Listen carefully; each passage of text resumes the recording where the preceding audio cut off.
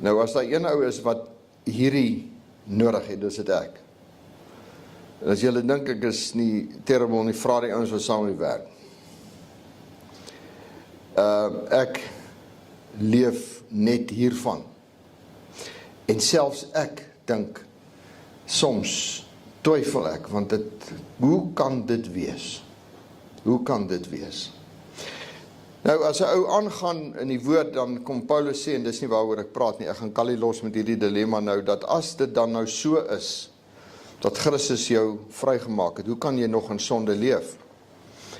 So, dis nie wat ek vanmôre voorstaan nie, want die Here wil hê, ons moet klaarmaak met die goed, sodat ons meer vrug kan dra, meer sinvol kan leef, groter impak kan maak. Maar ons redding sluit hier af, as jy in Christus glo.